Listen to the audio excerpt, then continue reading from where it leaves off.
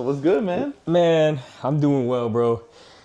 I just feel like I'm not as like turned up for this football season coming up, bro. This Why? is like the first season in a while where, I think we talked about this where like the expectations have been tempered, bro, with the Yeah. Dolphins. There's just no more unnecessary and like I have zero expectations at all going into the year. Yeah. No, I mean I agree. I think that we've gotten pretty spoiled since the McDaniel era started. To be honest, it was like this brand new coach, right? Offensive wizard, all in about Tua, and I think we've got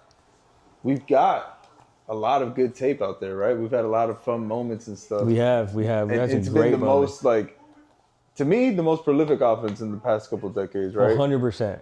But because of how last season ended and Tua being hurt yet again, I think that kind of brought us back down to reality, right? And Yeah. now where I'm looking at it the same way. I don't want to go and look into the season and be like, all right, well, like full on pessimistic view. Yeah. That's miserable. I don't Yeah, want to do that. we can't do that, bro. So I'm gonna look at the side of I'm gonna look and lean into the optimism. Always. But I mean, yeah, I think it's also foolish to think that we're primed to win the division and we're a shoe-in for the playoffs. We're just not built that way. I think right the thing is, like, I think that the 2022 year when Tua was healthy and the 2023 year had like a sense of like magic to it, where it felt like no matter what, our offense was gonna put up a lot of points, and it was like the first time in the last 20 years that we felt like that as a team. Yeah. And I think that kind of gave us like false hope almost, Like I felt like we were invincible. Yeah. No, I mean, well, in 2022, that's when he went down in that Thursday night game in Cincy. Oh yeah, Cincinnati, yeah. Right? So that's when he started. That's when the whole like concussion That was the thing really first started. one, yeah. Well, it really started the week before. Yeah, against the Bills, right? yeah. But yeah, for the time that he was playing, that's the last time we actually beat the Bills, right? Yeah, that was the last time we beat the Bills. That was the at last home, time. Jesus right? Christ, bro. So, but that season had a lot of stuff that we walked into the 2023 season with like a lot of optimism, a lot of like room for growth, a lot of stuff that we were looking to improve and stuff. Yeah. And then 2023 was the funnest year of watching offensive football. The funnest year of watching Dolphins football in my life. Yeah, on the offensive side of the ball, it was the absolute most fun thing. But right, I felt like we started seeing the league catch up to us very quickly. We did. The league caught on. The league caught on, and when you pair that with the defensive side of the ball and all the injuries in the edge room in 2023, right? Yeah. Going into the coldest game, probably one of the coldest games ever in the wild card. Yeah, which shouldn't have even been played, but that's a whole different story. That's like a whole different combo. But yeah, no, it was definitely, I mean, tough circumstances, and they went on to be the Super Bowl champs. So I mean, you're telling me we lost our wild card game to the eventual Super Bowl champs. I'm not really gonna go and throw a fit over that, right? Right. The season before, he misses a playoff game, right? So that's where Skylar Thompson started. Yeah. We almost walked away with the dub. I can't believe that. That was crazy. So there was just all, in essence, back to our original point, right? Like all of that stuff happened, and in back-to-back seasons, we had a lot of stuff where we walk into last season with a lot of optimism. I think we walked in with the most optimism last year. Yes, for sure. Right? And that's why that fall hurt. Yeah. Hurt really bad because, for him to go down in week 2 and then watch probably what was the best offensive football in forever in 2023, just a year later to have completely for it to be completely just, it was miserable. It was bad. And even when like Tua was healthy, the offense wasn't quite clicking. As electric, you know what I mean? It wasn't clicking. Like we were efficient, but we weren't like, no one was scared of us last year, No, absolutely not. And I mean, when Tua, like to your point, when Tua came back, it felt like we were trying to play catch up. Everything felt like it was being forced a little bit, right? Yeah. But I mean, again, I'm going to lean into the side of optimism because I did see a full season of Tua, and that was probably one of the better seasons I've seen, in Dolphins history, and just period. Yeah. He led the league in Passing yard, yeah. right? For So sure. I just feel like as a fan base, we need to kind of just take a step back, Yeah. right? Calm down just a little bit, Right. and remember that there's still key pieces in really important spots on this team. Yeah. Yep. Right. I'm very comfortable. I'm very comfortable about our front seven. Right. Yep. We still have Tua Tagovailoa as a quarterback. We got our top two receivers. We have Devon Achane. Like We still got the pieces. We still really have the pieces. I think the only thing that is the biggest question mark, obviously going into the year, is our secondary, and I think our offensive line is still not like. I'm not super confident in them either. yeah, And they're better than we're okay, but I just feel like those are our question marks to me. So I think that. So I agree. Obviously, our secondary is going to be the point of emphasis, right? Like I'm glad that we got Minka back for Jalen. Oh when yeah, we did yeah, that yeah. one-on-one. I think I'm glad that we at least have one like alpha on that secondary. We need it. We need it, right? Yeah. So he's going to be, making sure that everything's in order on the back end, right? Right. But to everyone's point and everyone's fear, and kind of like what we've been seeing on the preseason, right? Like, it's a bunch of just throwing shit on the wall and see if it sticks, and waiting for people to develop, man. Yeah. We were talking about it earlier when we were watching the game, but man, if Cam Smith panned out to be what he needed to be, He's the missing piece, bro.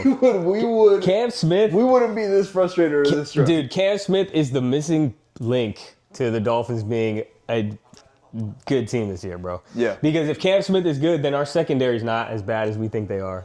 No, and I mean, again, like, we drafted him in the second round in, I always forget the year. Is it 2023 or 2022, right? Yeah, it's one of those years, yeah. But I think it's 20. when you're drafted in the 22? second round, right? Yeah. Like, there's a lot of investment behind your name, bro. Right. So if you just panned out to be somebody that was serviceable and available, at this point, it's really just Yeah. you being available, bro. Right. But, when there's moments like you have Kendall Fuller and Jalen Ramsey on their way out, and you still can't see your way on the field, you're not getting reps in practice, right? Yeah. That's concerning, bro. That's real concerning. It is concerning, man. All right, man. So Cam Smith, second round pick, literally, guy has 18 tackles in his career, bro. And for a second rounder, bro, we need to see something out of Cam Smith. Well, this is At least give us a moment, you know. Yeah. No. Like Noah gave us a moment, man. Right. He had a game-sealing pick. Against Pittsburgh. Yeah, man. And again, this is his opportunity. It is his opportunity. This year is the opportunity, the year of Cam Smith. And as far as training camp has been going for the past, what has it been, 3 weeks? Yeah, 3 weeks. About now, that. right? He hasn't been available, and when he has been available, he's getting pushed down to the fourth or fifth corner, right? Fourth or fifth team, whatever it is. And I think the Lions game just ended right now, but he played pretty well. He did play well. At least when his opportunities were there. He had a deflected ball. He came up on a nice tackle on Hendon Hooker when he was trying to get a first down, rushing to the outside. So, he played well today, and hopefully that's just the start of good things to come for him.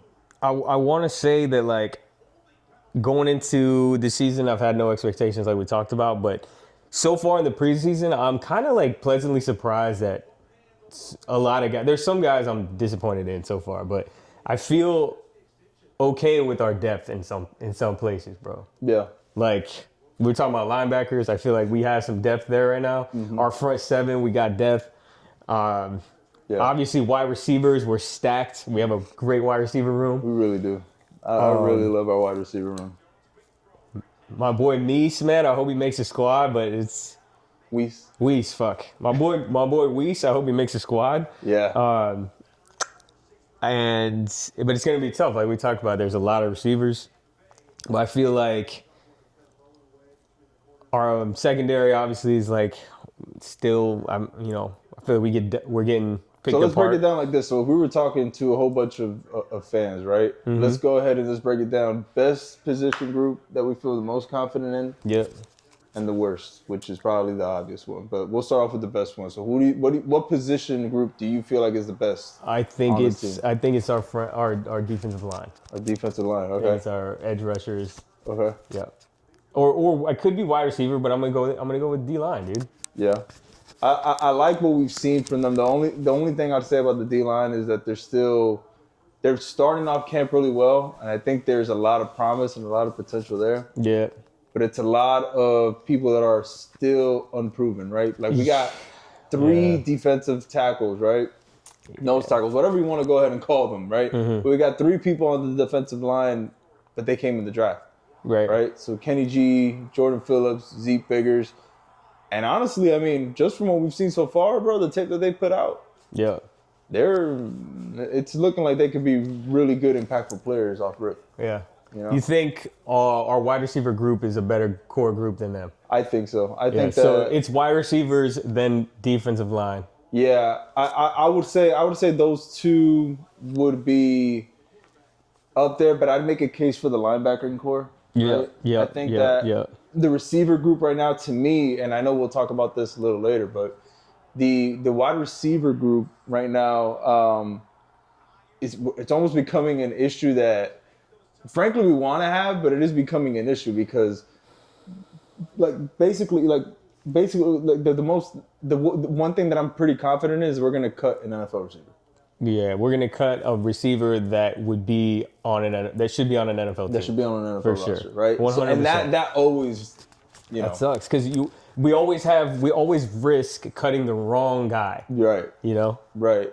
Now, to me, just my opinion, the way I've seen it so far, the top four receivers are pretty much set in stone, right? You've got Reek, Waddle, NWI, and Malik Washington, right? After that, the fight for fifth between D. Eskridge, Taj Washington, and Theo Weiss Jr. is on. You could maybe see if there's a six. I don't see the Dolphins keeping six receivers. Yeah. I don't see them keeping six, right? And if there was a five, the one that's in clear contention for that is D. Eskridge. Yeah. Me, bro. D. Eskridge? Yeah, I feel like D. Eskridge would be the one that'll actually get that fit spot. Yeah, I think you're right. You don't think we keep six? I don't think we can, to be honest with you. We'd have to go, and this may be for another episode, right? But we'd have to go position by position, look at the roster, and see what a potential 53 would look like. Yeah. Right? But right now, I couldn't see us keeping six. Yeah. But it's becoming a really good problem to have, to be honest with you, because a lot so of you think this is a young you think group that has D potential. gets in there over Taj Washington? I think that at this point right now, yeah, I think the Eskridge because he also brings the punt return and kick return ability. Fumbled one today, which you don't want to see, right? But just having that versatility where you could go ahead and go in on special teams, Right. and be a receiver, to rotate in and out and be part of that core. I think that provides value. I see that, man. Unfortunately, I see that. So it's going to be most likely Tyreek, Jalen, Westbrook Akine, Malik, Washington, and D. Eskridge. That's my prediction for the Vikings. Man, I wish like Eazy-E would like make that jump. He's been on the like roster bubble and he's had like this weird offseason hype every year for the past 3 years. Yeah.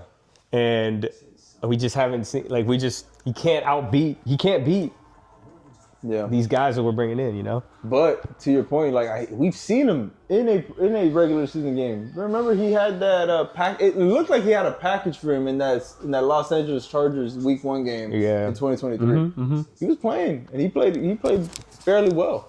I was like, but man, that game feels like so long ago. It feels very long. What a great game too, bro. That was a beautiful game, dude. I know. So I mean, he's definitely. We've seen the flashes and we've seen his potential. But okay. To be frank, I just don't see him performing better than these guys right now. The Tajes and the D's of the world right now. And so, Yeah, I feel that. I feel like those are the guys that are gonna end up. I feel like those are guys that'll end up on the roster there in the wide receiver position. What about tight ends, bro? Tight ends for me right now is another one where it's just bleak. The outlook is pretty bleak on it. Well, if Darren Waller pans out to be Yeah. something close to what he used to be, then I think it's not so bleak. But we have no idea what's going to happen with Darren Waller, bro. And that's why it's, I mean, in a nutshell, the Dolphins are just one big question mark. We are, right? dude. Like, we're just one big question mark going into the year. But to your point, I think that the tight ends for me, it's a lot of ifs. And a lot of just, again, like the team itself, is just you're leaning into the optimism, right? If Darren Waller, is how he was when what was his best year? 2019, 2020. But it's been a minute, right? Like Darren Waller, like if he could return to his, to his Pro Bowl self, right? I mean, he came back because he felt like the relationship he had with our offensive coordinator, Frank Smith, is the best relationship he's had. Well, Frank Smith was his OC in 2020 when he had that crazy year. So. Yeah, right. So that gives me another sliver of optimism here for my boy, man. I'm rooting for him, bro. He just needs to get on the field, bro, because I do think that he needs to get out of the studio and into the field. Yeah, exactly. I don't want to hear him anymore. But to be honest with you, like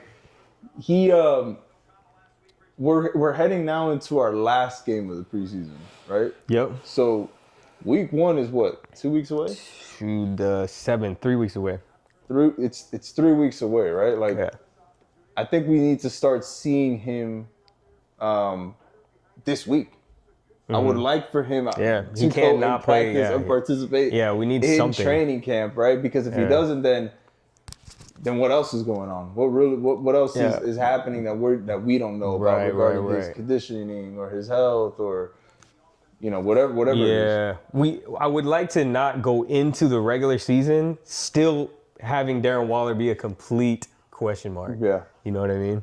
Give me something. I got to see something. Yeah, let's see you on the field, man. At least.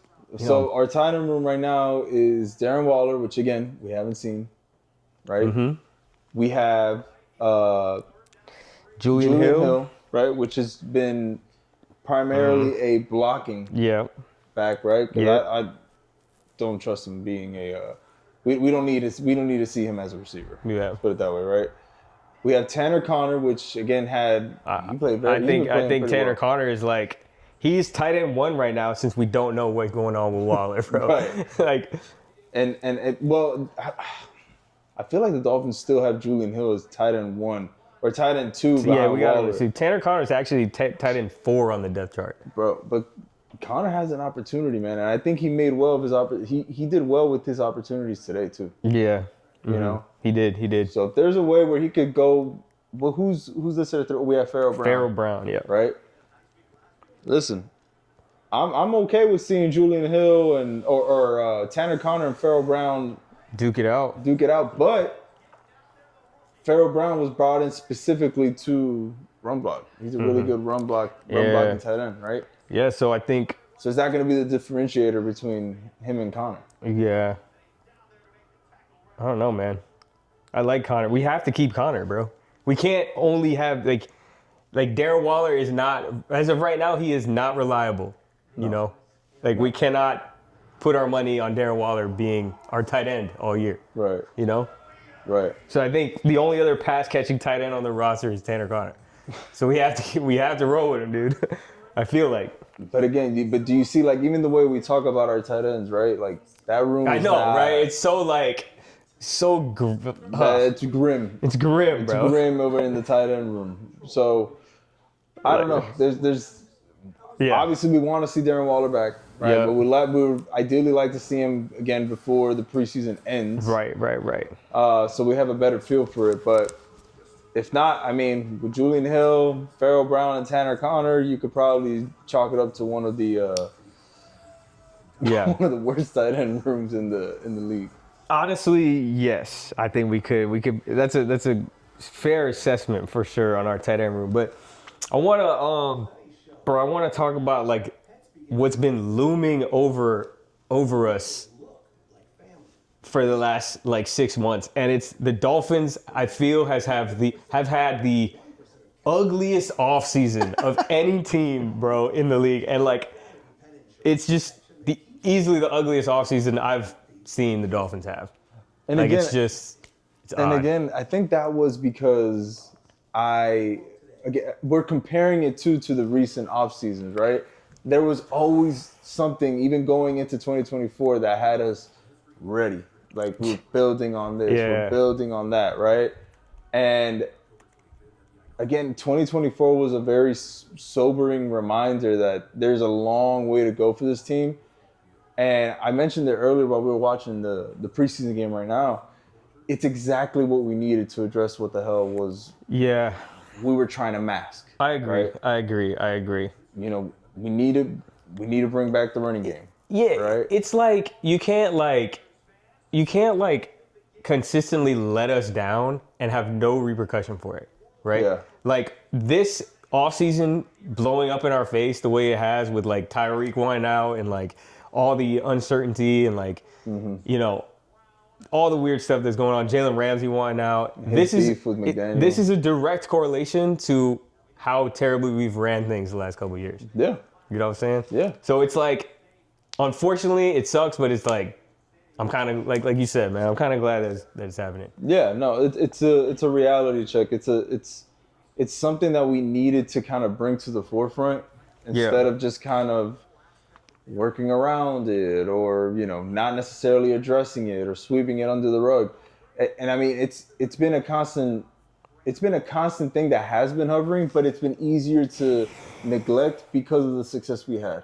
Yeah. Right? We were in contention. We were in the playoffs and doing all that. We were flashy. We had, Tyreek Hill, Exactly. Yeah, we had a lot going on for us. Right. That made us forget about those type of things. Exactly. And because of that, now that we have McDaniel, you have a losing record under your belt. Right? Yep. You have an 8-9 record with no playoffs. Mm-hmm. Right?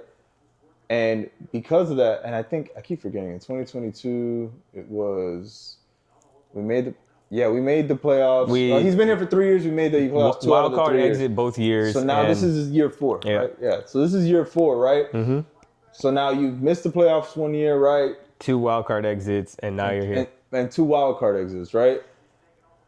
I think that right now, the way that the Dolphins have handled the offseason, though, with not necessarily spending big, right? Mm-hmm. Addressing the draft. Like the opposite of what we... Right. Opposite of actually, I guess you could say, going all in, right? Yeah. We didn't really make those types of moves this offseason, right? Right. But we are building through the draft, which I am happy to see. Yeah, I'm happy to see that too. In the trenches.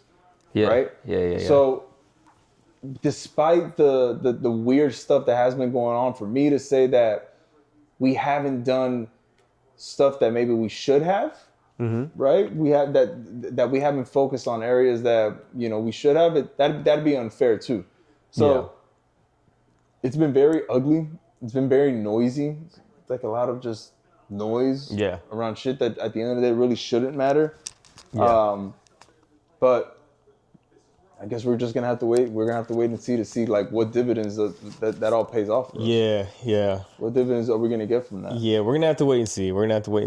It's weird because, like, all these strange things have happened. Like we talked about, right? Like Tyreek wanting out, and then like Tyreek and Tua like made up, right? Like we're working on the relationship, and then the other day, and Tyreek supposedly like he's cool with Mike McDaniel again, but then the other day he like.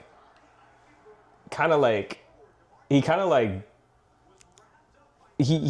says in an interview, he's like, well, we need to take Devon Achane out on 3rd downs, which is kind of like, I don't know. I feel like it's kind of like, you got to talk to coach about that, low key, but it is what it is. Like, I don't know. I feel like it's been weird in some places, but then in some places it's been not so weird. Like Tua is saying like, there's a culture shift happening, Mm-hmm. So I guess we just gotta see it to believe it, type of thing. Yeah, it's. I think that when you're dealing with this like culture shift, right? Yeah. it's important for people like Tua Yeah. to kind of put that out there, right? Yeah, Like yeah. I understand that, you know, there's different ways to answer that type of question. Well, I think it was in the presser a couple weeks ago where he was like, yeah, we're still working it out. You know, you can't just go and say those things, right? And just say, all right, my bad. And Yeah, right. Right? That's true. I mean, he's only saying things that we're all thinking, Yeah. right? It's more than that. You have to build on that, and regain the trust of not just Tua but the entire teammates. And for Tua to kind of put that out there, right? Yeah. And make it known that, hey, we're working on it, right? Like you gotta Yeah. you gotta earn that trust back For from sure. us. I'm very happy Tua did that because That's different than what we've seen in the past regarding like culture and this organization. Yeah, 100%. So that kind of brings me to like the next thing that this leads us into exactly what I was wondering is like, we talked about McDaniel. He's got like he's got 4 years under his belt. What do you think he needs to do this year to keep his job?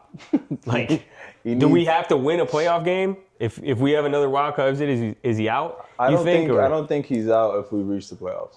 If we make the playoffs, you think he stays? If we make the playoffs, I don't think he's out. I truthfully, there's a side of me that thinks he's safe regardless. Why you say that? Now, if because think about it, I was alluding to it earlier. If this was a prove-it year for McDaniel and Greer, right, the checkbook would have opened up. We would have gone after the big name, you know, corners, right? Or right. There was a lot of good corners this free agency, man. So you think if it was a prove-it year for Mike McDaniel, you think the Dolphins front office would have invested as much as we could into helping him succeed this year type of thing? Yeah, you don't go and build through the draft and then take away one of your third-round picks in the draft and trade that to move down, right, and get a pick for next year. And if not, we probably would have just moved on from him after last year, I guess, right? Right. And so I don't think that we've approached this offseason like with us sending a message and saying, hey, this is it. This is it for McDaniel and Greer. We haven't approached it that way. Now, if it completely blows up, right, I don't know. Maybe if Tua goes down again and we didn't learn from the first time that we need a backup quarterback or, you know, getting those backup quarterbacks ready to run an offense, right? Like that could be different. If this year goes downhill, just completely downhill, then there's something to be said about his job security. But to be honest with you, if we're scraping again to make the playoffs, now again, I'm not saying I like any of this stuff, right? But it's just just objectively looking at it, if we make the playoffs, and much less win a playoff game, he's safe. Yeah, okay. He's not going anywhere. Right. I can see that. I see what you mean. So my whole thing with McDaniel is just, hey, can you get us back into playing, you know, mid-January football? I just feel like the biggest thing, and everyone talks about it with McDaniel, is like he's got to figure out a way to like command the team. You know what I mean? Like he's a great play caller, he's a great football mind, but I still feel like he's not like a leader of men the way he needs to be. I mean, we've seen it the past couple of years, like Tyreek going off, Jalen Ramsey wants out. A lot of players leave Miami and talk terrible things about the culture. And it's like, I think Mike McDaniel needs to like change something within himself if he really wants to like make this, because that's a big thing to me. I feel like that's the thing I feel as though he doesn't have as a head coach. Yeah. I love him as an offensive and football mind, but I just, you know what I mean? I struggle seeing him as that person that holds people accountable to. Yeah, right. You know, it's all now. This is all opinion based, and we don't know. Hearsay. We don't know. Right. But they've said like your teams are a reflection of your coach. And we are a definite reflection of what Mike McDaniel is. We have been a reflection of McDaniel, but again, it's really been a reflection of us for the past 2 to 3 years. Yeah. You know? But we've been able to mask it. Why? Because we've been able to say we made the playoffs and say that we've had a quarterback, we had a receiver go for damn near 1,800 yards and he was a Pro Bowler and he led the league in passing. Like, you can mask all those things by the and you could also say you got derailed by injuries at the end of 2023. A lot of things happened. Yeah. Right? A lot of things happened to where you could mask the real issue, and that is, what the Deshaun Elliott's of the world say, what Jordan Poyer's say, even Calais Campbell saying, hey, when I was getting recruited here last year, when he was talking about joining training camp, he was like, oh yeah, you should go to Miami. It's one of the easier camps. Really? Right? That's Jesus, what man. he heard from whoever it was when he was Can't trying to even hear decide that. what That's team he nuts, was going to man. go to, right? And then he kind of walked that back and like, no, but I've been part of training camp and I don't agree. It's hard and stuff like that, right?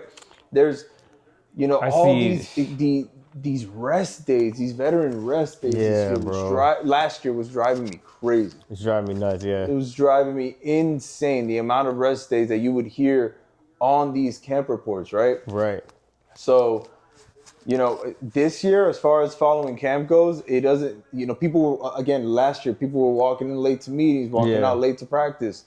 This year, none of that stuff has happened. Right. I hope. It's what it seems, though. It seems as though there's somewhat of a culture shift. And I hope I'm wrong about McDaniel in that sense, bro. Like, that's the only thing I dislike about Mike McDaniel is that, bro. And I feel like I don't see him becoming that. And I struggle with like wanting to keep him because I don't feel like he's ever going to be the guy to like really hold people accountable and lead. But I hope I'm wrong. It seems like it's changing in Miami. So it does look like the leaders have taken a more vocal role, and I'm pretty transparent about it. Like, what have we seen already, right? So we've seen Tua go on a presser, right? Soft-spoken Tua, right? Mm-hmm. We laugh and we create a whole salty Tua thing because that's just not in his nature. But now he's really starting to show himself, right? So we've seen Tua go on a presser and say, the relationship's not really all there yet, right? We got to go ahead and work on it, right? Right. You got us shipping away Jalen Ramsey, right? Which was a mutual thing that I fully understand, right? Yeah. But at the end of the day, if you don't want to be here, right, then you don't want to be here, right? We're not going to go and keep you hostage here, right? We've got Tyreek coming in and saying, and showing up to practice every day, right? I think he's battling a minor oblique injury right now. But, he's, it seems you hear it all from his coaches too. Like, he's engaged, he's involved, he's helping out everybody, right? You're seeing these, and you're seeing Jordan Brooks, we're starting preseason fights with each other, which for some reason half of the Dolphins fan base thought it was, we didn't like this that. This is football. Right. This is football, man. What do you mean? Like, of course there's going to be fights. There's been a lot of fights this year, actually. Brothers fight, you know what I mean? Right. There's Jordan Brooks is a lot more vocal with what needs to happen. We bring in somebody like Minka, right, which is a proven leader. I like that. Right? Regardless of his production the last couple of years. So you're starting to see these things happen. And to me, I'm like, all right, so far so good. Yeah. I'm not going to go and continue saying, I guess we'll see. I'm not going to go and I'm not going to go and put a lot of stock into it. I'm gonna put as much stock into it as needed for right now. There's a few other like small things that I've seen happen. Like the other day, I seen that Tua and Jalen Waddle were like, ripping the team apart after like a terrible practice. Yeah. Like there's a lot of like subtle things like that I've seen happen too. So, I mean, I think it's safe to have some hope in that, bro. Yeah, I mean, and that's why, as far as regarding culture, yes, it's this is what we want. It's August. It's August what? August 16th right now. Well, it is a wait and see type of thing. But as far as from what I've seen so far, I can't go and tell you that that I don't see any. Yeah, and I think the best silver lining I see in all that is like we were hating on McDaniel. We say that's like that's like one of the things that he so far hasn't done well. And based on what's happening in Miami, it's like we know the problem and we're working on it. At least we are aware of ourselves. Yeah. Yeah. It's a lot of people look at that Jalen Ramsey and Mike McDaniel situation.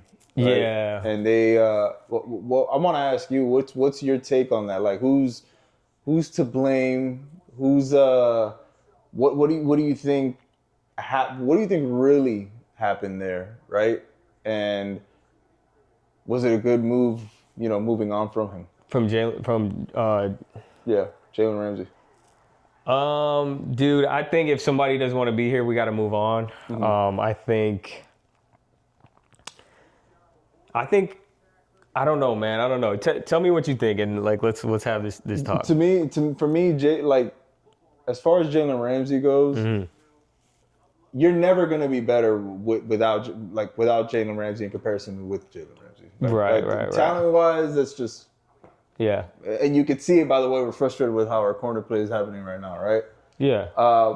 But what's most important, what I feel like the Dolphins are finding most important right now is to go and build on this culture of people that want to be here, people that want to make an impact on this team, right? Right. And again, I think the actions of the draft speak to that, right? With fortifying the trenches and getting that person that we really feel is our guy in Jonas Savaiinaia, right?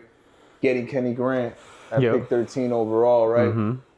And while you still leave a void in the secondary, right, especially with letting go of Jalen Ramsey, I feel like right now the Dolphins are full on, hey, we're going to win with who wants to be here, and we're going to build on that for years to come. Yeah. Right?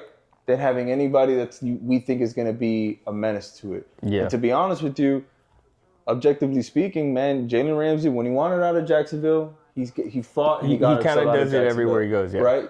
In LA, same thing happened. He knew the rebuild was coming. He wanted out of LA. Yeah. I want to go to Miami. He came to Miami. And then when it's no longer feasible to him in Miami, he wants out of Miami, and now he wants to go to. It's a good point, man. Jalen Ramsey's just always gonna want the best situation for him, and if it's a little rockier, if he doesn't see it, benefit him which I understand, right? You gotta look out for your own career, but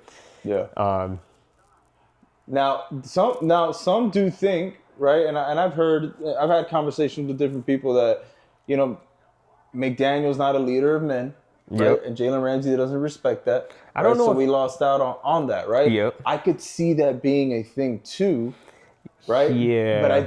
But the rumblings inside the organization, right, or at least from the people that I've listened to, the experts, the ones that are actually in there, it seemed like it was more of a thing to when McDaniel was trying to hold everybody accountable, Jalen took exceptions to that.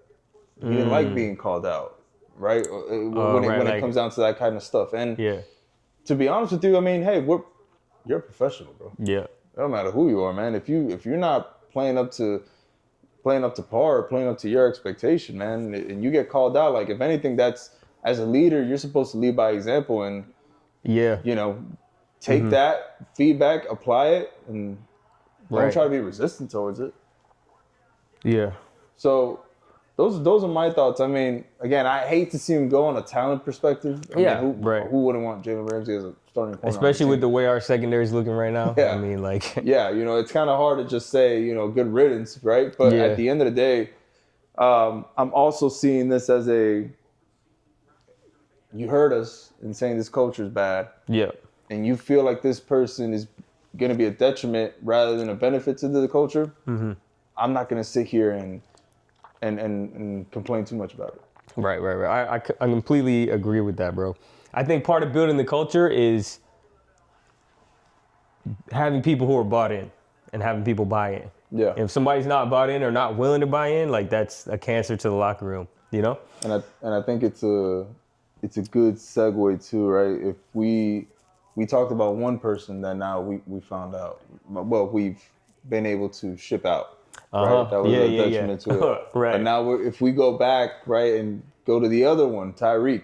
Yeah, right? bro. Now, trade rumors were hot as soon as Week 18 ended. Right? Yeah, with him quitting on the team, we all know what happened, right? We don't need to go and catch anybody up on that. He just feels like right now he's, as much as, no matter what he says, it feels like he's 1 foot in, 1 foot out the door in Miami, That's how you feel? That's how I feel about Tyreek. Like, after...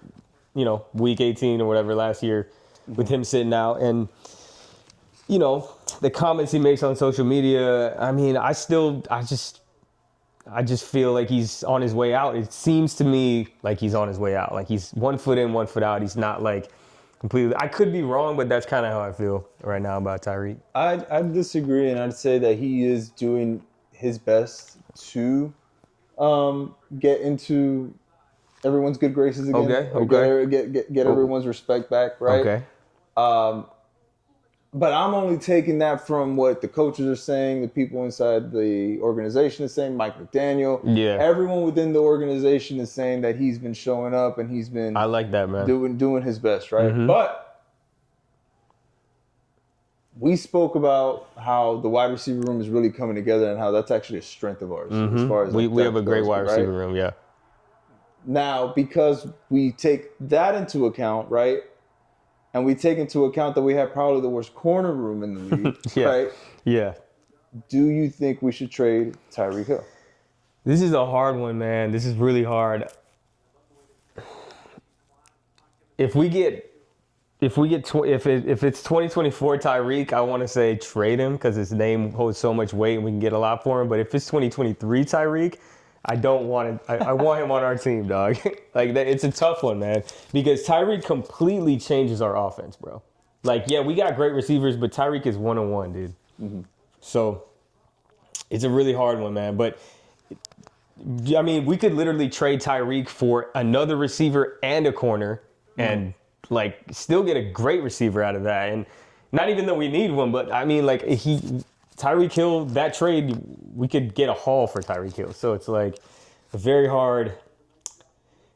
Man, it's so tough. I don't want to get rid of him, bro. If he's bought into the culture and like really wants to be in Miami, I want to keep him. But if he even like hints at leaving again, like get him the fuck out of here, bro.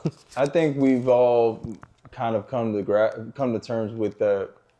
We're on borrowed time with Tyreek. We are, yeah. Regardless and that's whether what it's him forcing himself out again, right, or it's us trading him, whatever it is. Like, I think we're on borrowed time. I think that's what I meant when I said like 1 foot in, 1 foot out. I feel like we're on borrowed time. I think that he's not a Miami Dolphin in 2026. I agree. I definitely agree with that. Period. Now, how that comes about, right? Do we trade him before the season starts? Which I don't think we do. Personally. I don't think so. No, I don't think we're going to trade him before the season starts. Trade deadline, who knows, right? Or we just we go our separate ways next year, right? Yeah. I think we're on borrowed time. I think that that is with the development of our wide receiver room too. Yeah. And again, with another strong showing for the most part with certain receivers in this preseason game against the Lions, I'm starting to feel a little more comfortable. I'm starting to feel a little more comfortable with trading him. With life post Tyreek. Post Tyreek, yeah. What that could look like. Yeah. So I'm okay if we trade Tyreek, but I just think if Tyreek can get back to his healthy Tyreek Hill we know and love, like there's no other receiver like him, and like there's no other receiver in the game other than maybe Jamar Chase to me that is a touchdown waiting to happen every time he gets the ball. Yeah. Yeah. It's the fear of Tyreek. It's the fear, bro. You go and you change up your entire defense. The whole defensive scheme revolves around him, dude. Right. Now, and again, I think with the way camp has been developing, I feel like Jalen Waddle, we're really trying to get him. We're going to get the emergence. To get to that point, right? To be the alpha, the wide receiver one. Yeah. I mean, they have been connecting. They've been firing on all cylinders this camp. Jalen Waddle became really underrated this offseason. Yeah. A lot of people wrote him off after last year. And yeah. But again, people have to understand, hey, he missed 6 games without his QB. And in those 6 games, bro, there was nobody eating. Dude, no one was eating. There was nobody eating in those games, right? So when you look at that fact alone, right? Don't be so quick to just say, all right, Waddle is not wide receiver one. Hey, people forget, too, in 2021, man, Waddle and Tua were, because there was no Reek. Yeah. Oh, yeah. There was people no forget Reek, about that, man. Right? So he broke the rookie receiving record, Dolphins rookie receiving record. Right. So, to me, there's opportunity there, absolutely. There is. I also think, and Chris Kaufman at 3YPC said this, I think that McDaniel, when he came in, he was looking for those flashy toys like Reek, right? Yeah. To help in the development of Tua. Yep. Tua is way further along than he was when absolutely McDaniel came into the picture. For sure. Right? I agree with that. I agree that we don't necessarily need to have a person like Tyreek just to cover for Tua, let's say. Right? Right. To boost his confidence or anything like that. Again, it's the same argument with Ramsey, right? Talent-wise, absolutely. Of course you're not better. Yeah, of course you're not better talent-wise. And that's the thing. Is like, it's not just talent, bro. You know. But at the end of the day, like if we have a strong running game, Waddle emerges as a wide receiver one. The development of these young receivers, right? And you play a different brand of football, a smash mouth type of brand of football. Since McDaniel's been here, we haven't. Right. So. Exactly. Since McDaniel's been here, we haven't. Right. Because we feel like we need these speedsters, right? Yeah. To be in these spots in 3 seconds or less. Yeah. Right. For Tua, which in essence it did. Of course, it helped him to start off. But right now, Tua is a different quarterback, a better quarterback. Yeah. To where I feel like we don't necessarily need Tyreek to come and save us. Yeah. If that makes sense. I agree. Save Tua. I agree. Tua can kind of handle this shit now. You know what I mean? Yeah. Whereas like before McDaniel came in, the jury was kind of still out on Tua. Yeah. And that kind of leads me into this next thing, because a lot of fans think the jury is still out on Tua and he's not the guy. And like, I mean, there's some times where I feel like Tua is like the next Dan Marino, and there's some times where I'm like, dude, what are we doing? You know what I mean? So what do you think? What's your take, man? Like, I want to talk about Tua, man. Like, what does Tua need to do this year? You know, I'll talk about Tua all day. Or will Tua ever solidify himself among our fan base? I've said this to a few close people to me. The league is about moments. Dude, we talked about this, and I 100% agree with you, dog. The league is about moments. And dude, Tua does not have the moment. He does not have a moment. He has like a few moments. The only moments that I can think of is Chargers Week 1, 2023, the Baltimore Ravens game. You know what game I'm talking about, and the Bills game where we beat the Bills. Right. Week 1, Week 2, Week 3. Those are the moments of Tua. In September football, which feels nice, right? Like, it feels great. Tua's moments have all come on 1 p.m. on a Sunday. 1 p.m. on a Sunday. But to be frank, I mean, there's not a lot of stock that you had to put. Like, what were the results? What happened in the trajectories of those seasons, right? Like, at the end of the day, the September games, every game's important in the regular season, sure, right? But the moments that we're referring to, right? Right. It is those primetime games against Lamar Jackson. It's the moments, right? Bro, yeah. Now, he won a Thursday night game in 2021 against Lamar back at home, but that was really just a mess of the game. That's a decent Tua moment. That was decent, right? Yeah. We're talking about a playoff win. Yeah, we're talking about, bro. I can count many times in the last 3 years where we've had a game that we've needed Tua to be that guy that we see on 1 p.m. on Sundays, and he just hasn't done it. Unfortunately, like, that dreadful Packers game on Christmas Eve would have been one of those moments, because in the first half he was dicing them up before he got a concussion, but it didn't happen. You know, like, the moments we've needed that guy at quarterback, it just, and I hate that. I really do want to see Tua to succeed, but like, it's the truth, bro. I agree. I think that it's two things. It's him kind of shrinking in those spots. There is a little bit of that, right? I also think that it's because he also wasn't able to be in those spots. His first year with McDaniel, Skylar Thompson had to start the playoff game because of what? Concussion. Right? Availability, yeah. The optics, I don't care. I'll argue with anybody every day about it. I hate concussions, right? Like, everyone hates concussions. But, you know, it's a serious injury. What I'm saying is it's a serious injury, right? But the optics are even worse when you continuously get hurt in a primetime game. Every single game on. Every like bad concussion he's ever had has been. It's been just national television. You've been the only game on. Yes. And You've been the all eyes are only on game you. on. That's Right? so crazy, bro. And that plays into the optics plays too. That's into how you become the poster child of the concussion. Yeah. When it That's why happens you in get the these whole big- league calling for you to retire, you know? But what I'm referring to, if we go back to moments real quick, I'm talking about week 17 on the road in Baltimore. Lamar Jackson battling for the 1 seed. New Year's Eve. Here we go. And it doesn't matter that it's a 1 o'clock game, but this is a December 31st that's game. another one. We needed ready that. to clinch this game. We right? got fucking pulverized. That was an We looked embarrassment. like we didn't belong. We right? looked like we did not belong. Like, All right, that that's was fine. literally the moment where I was like, I don't really think we're who we say we are. Right? Okay, cool. But we got another chance the next week, right? Or what's the next Against week? Buffalo, right? Buffalo, division. Winner takes all, right? Winner takes the division. We're at home.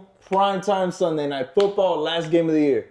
Throws a pick. To seal it. And then we go to Kansas City and get Mopped. right? So It's moments, dude. Where I understand the people that aren't for Tua. Yeah, I get It's it. because in those moments, right? The moments that really matter, and it's you missing out on your playoff game too back the year before. Yeah, that's gonna suck. But I want to add something though, because we can't put. I mean, yes, Tua has shrunk in the moments, but Tyreek has also shrunk in some big moments for us in the last couple of years. The Philly game, he dropped some touchdowns. The Kansas City Chiefs game in the regular season. The Cowboys game, he dropped a 99-yard touchdown. So I feel as though, you know, it doesn't negate the fact that Tua does shrink in those big moments, but we've seen some mishaps from our stars as well that support him, you know, in those moments. And we could dive into why that is, right? I think because I feel like I'm hearing what you're saying too. Yeah. It's a collective team effort on us just shrinking in these big games. That's too, a reflection of right, but it's a reflection of coaching and planning, right? So, and our leader. right, and to me, if Tua is who he says he is, right, he has to go and put it all on his shoulders and win these games. When he's able to do that, right, in spots that are big, and you know what? Let's just forget about it being in December and January, right? He eventually has to get there. He has to get there, right?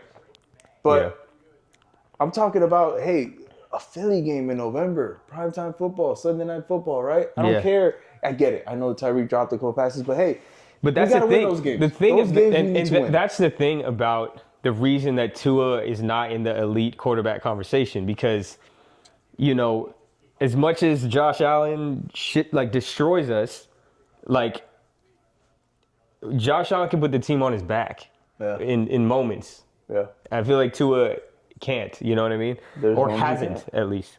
Right. Exactly. And until he. So the original question is, you know, what does Tua need to do? Right.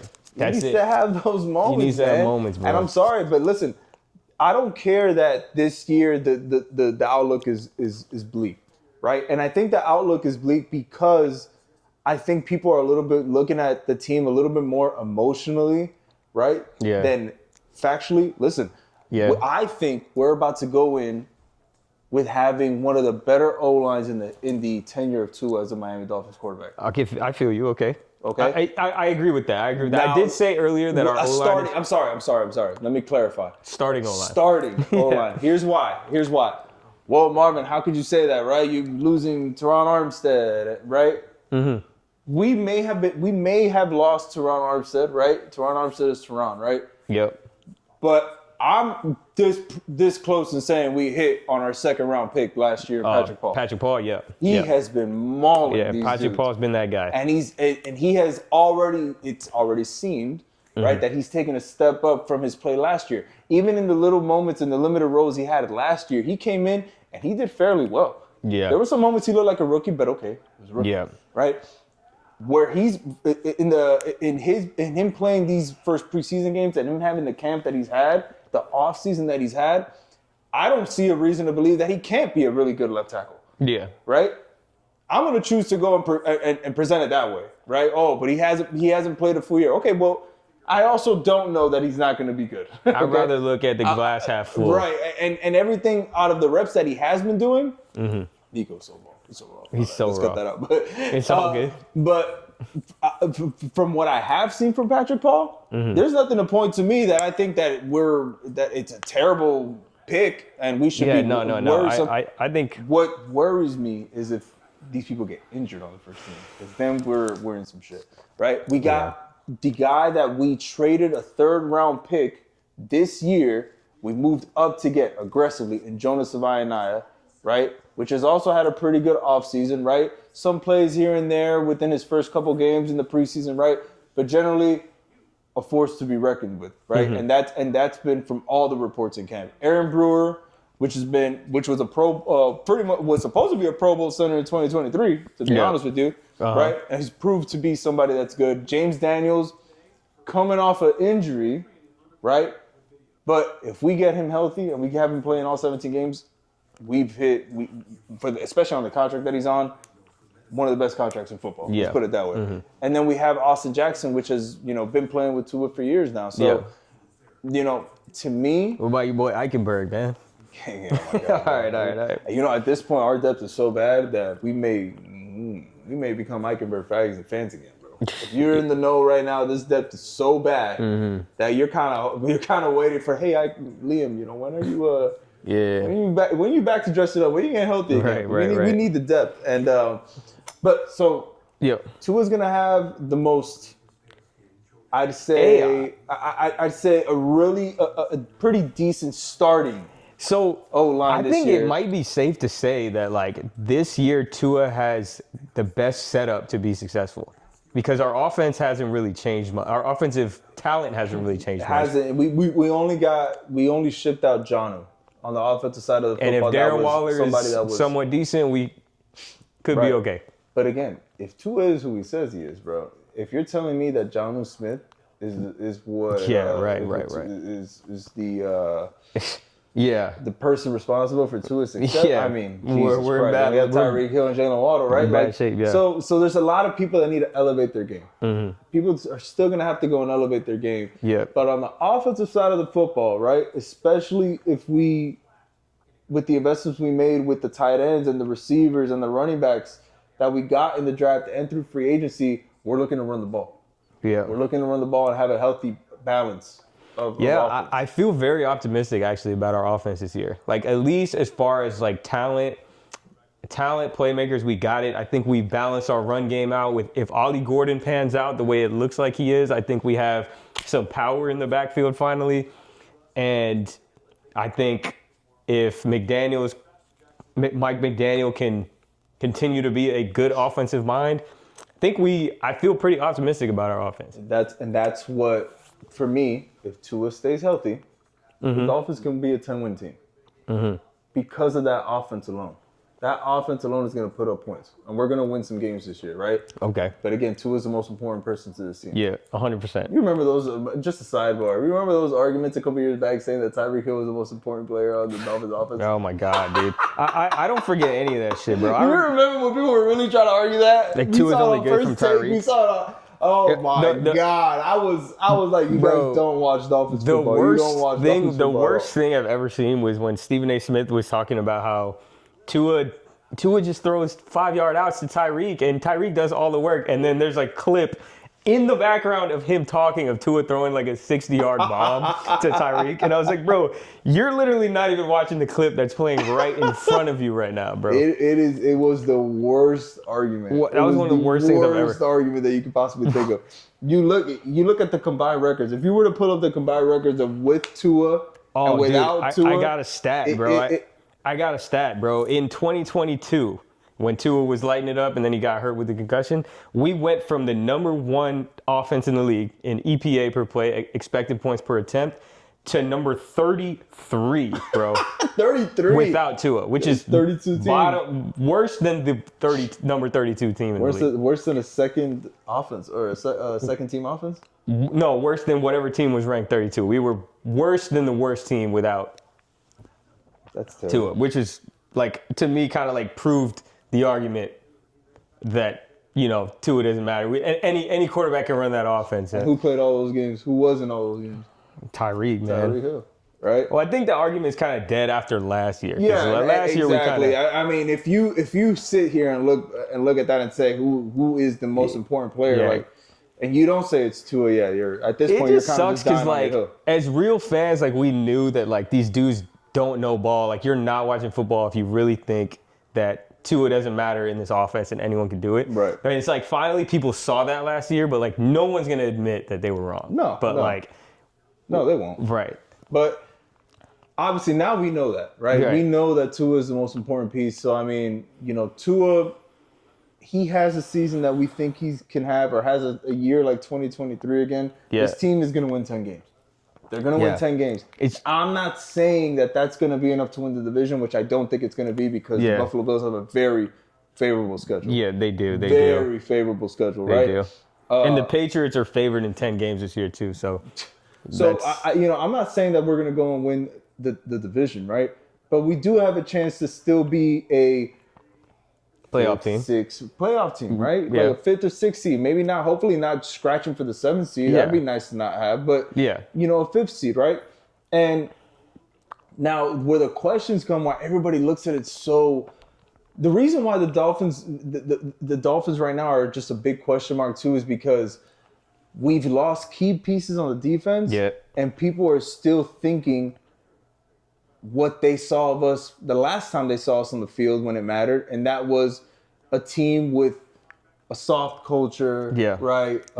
People showing up late, like all this ugly stuff coming in. Yeah. People still have that taste in their mouth. So nationally, right? Yeah. You're gonna think that this team isn't gonna be good enough, right? On an experience level or on a talent level. It's really comes down to the moments, bro. Like in any moment we have to show America that we're meant to be here, we fumble that bag, bro. And guess what? The NFL realized, right? The NFL knows that the public likes watching Miami Dolphins football. Why? How many primetime games do we have this year? Well, we could go and find that out real quick, but we have, I think, about 5. And I think we're in the second tier of teams with the primetime games. Yeah. I think we fall short to like the Baltimores and Buffalo and Kansas City and stuff like that. Yeah. But we're right under.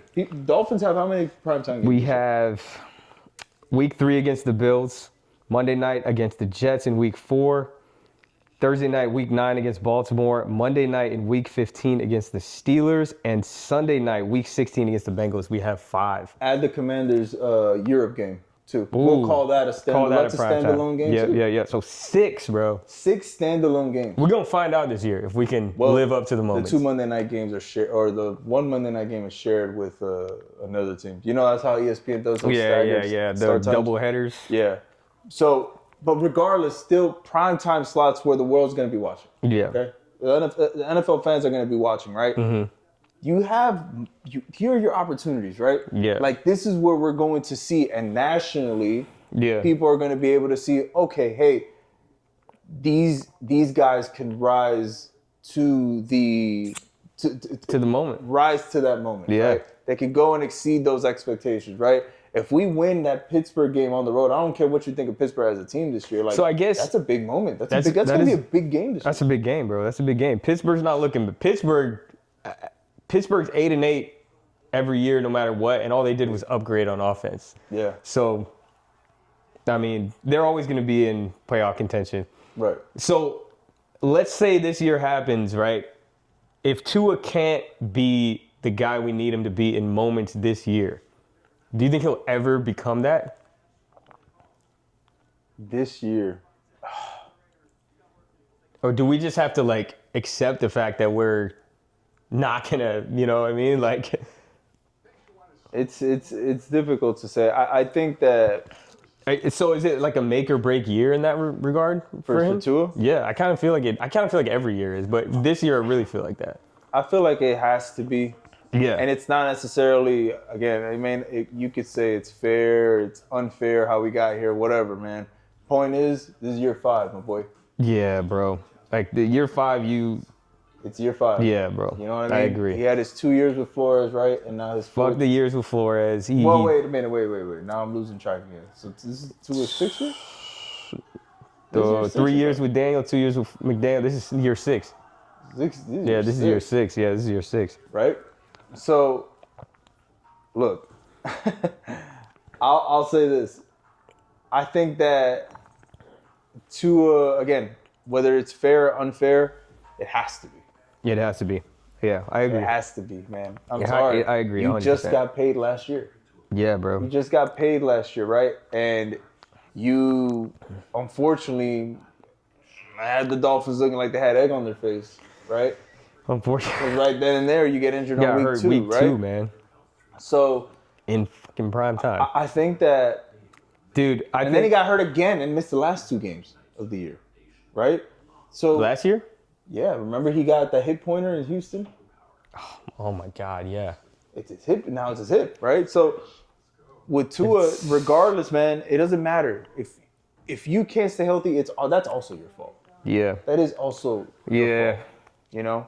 And at some point, you know, I think this is the year where you have to make a decision in saying, well, whether it's availability issue, that's still a very valid reason on why to move on. Right. I think this year in year 6, it cannot be about like what Tua can do. Like we know what he can do. We've seen him light it up against some teams in some moments.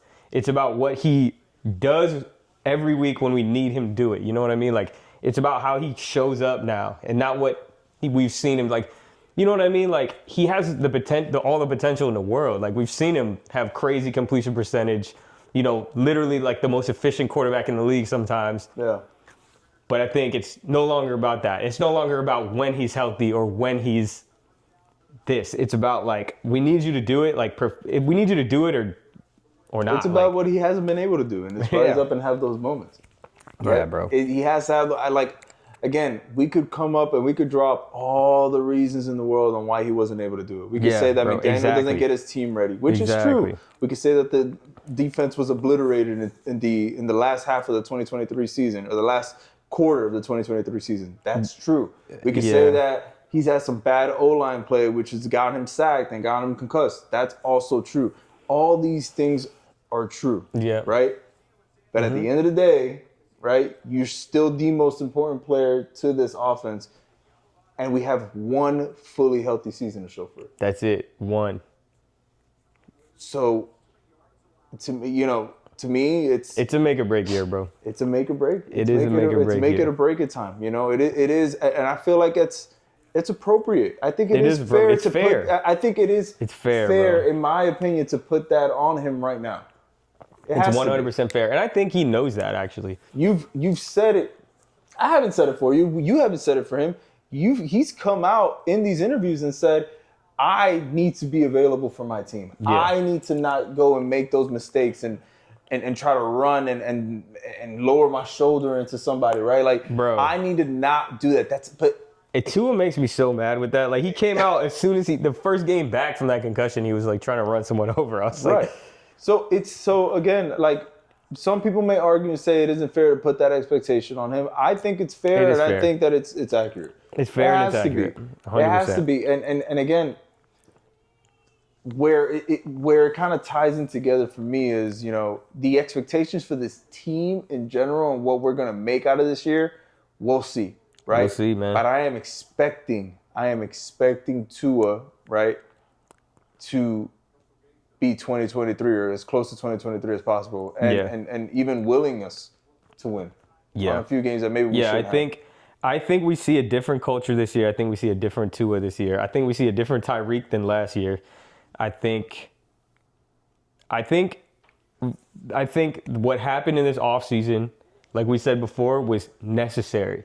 And I think like there's nowhere to go right now from the Dolphins from like a culture and like inside the locker room perspective. There's nowhere to go from up. There's nowhere to go but up from that perspective. And so I think as fans, like I think that's what we needed to as fans, you know, is to like, now we have no expectations. Let's take this day by day. Let's take this week by week.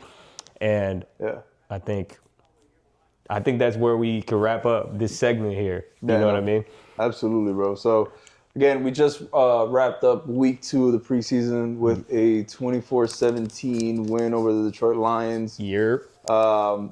Theo Weiss came up with a couple of huge grabs. I think the next segment we could definitely dive into the camp, really good camp performers right now. Some breakout camp performers that are going to make this 53 and some people that necessarily haven't started their camp particularly well. Next week, we'll talk about stock up, stock down guys in the preseason and the camp. And what I want to do next week too is go through our schedule, our regular season schedule, and see how we feel about each game. Absolutely. But yeah, man, that'll do it. We locked in. Let's go, baby. We will come up with fucking tag.